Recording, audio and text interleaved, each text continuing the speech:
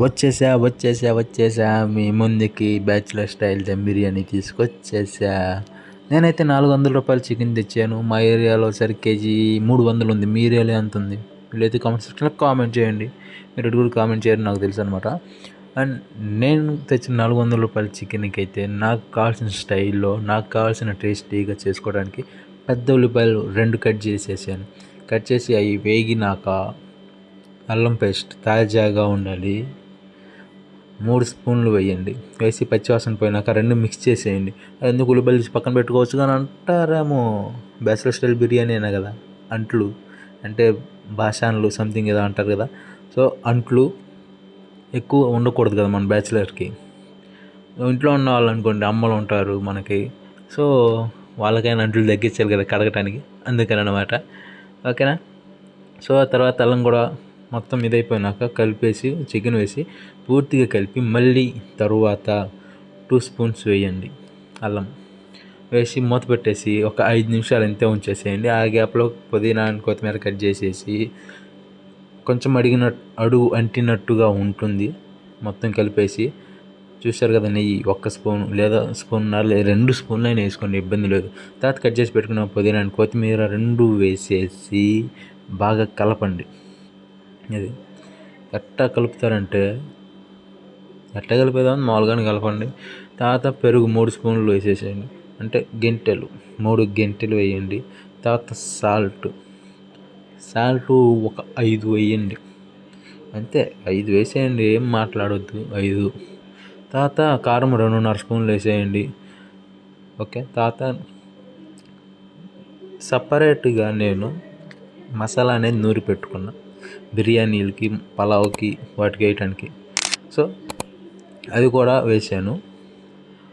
And వేసిన తర్వాత ఒక 20 మినిట్స్ మీడియం ఫ్లేమ్లో ఉంచి ఉడకపెట్టిన తర్వాత నీళ్లు పోసేయండి. అప్పుడు చికెన్ ఆల్మోస్ట్ బాగా ఉడుకుంటుంది. తర్వాత టేస్టింగ్ సాల్ట్ అనేది ఒక 1/2 స్పూన్ వేసుకొని ఇంకా ఎక్కువ వద్దు. నీళ్లు పోసేసి తర్వాత పుదీనా ఇందాక దానిలో కొద్దిగా ఉంచాను, సో ఆ పుదీనా వేసేసి మళ్ళీ మిర్చి పూర్తిగా కట్ చేయొద్దు, జస్ట్ ఇందాక చూసాను కదా వీడియో అట్టా ఘాటు పెట్టేసి వేసేయండి. అండ్ ఇందాక మీకు చెప్పాను కదా గరం మసాలా, సో మళ్ళీ అది ఇంకొద్దిగా వేసాను అనమాట, సరిపోదు అనిపించింది. వేసి బాగా తిప్పేసి మూత పెట్టి బియ్యం వేసినాక మూత పెట్టి ఒక 10 మినిట్స్ ఉంచి తర్వాత మళ్ళీ ఆ నీరు ఏదైతే ఉంటుందో అది ఇంకే మూమెంట్లోనే తీసి మళ్ళీ ఒకసారి అడుగు అంటకుండా కలిపి మూత పెట్టేసేసి సిమ్లో ఉంచేసేయండి, మీడియం టు సిమ్. సో అట్లా అడ్జస్ట్ చేసుకుంటా చేయండి. అండ్ ఈ వాయిస్ ఓవర్ మీకు ఎలా ఉంది ఏంటో తెలీదు, నాకైతే గజిబిజిగానే ఉంది. సో నా వాయిస్ ఓవర్ని పక్కన పెట్టేసేసి వీడియో ప్రాసెస్ ఏదైతే ఉందో దాన్ని చూసి చేసుకోండి వీడియో. పిచ్చోడా ఏం మాట్లాడుతున్నావు రీ బాబు, వీడియో చేసుకోవడం కాదు వంట చేసుకోండి.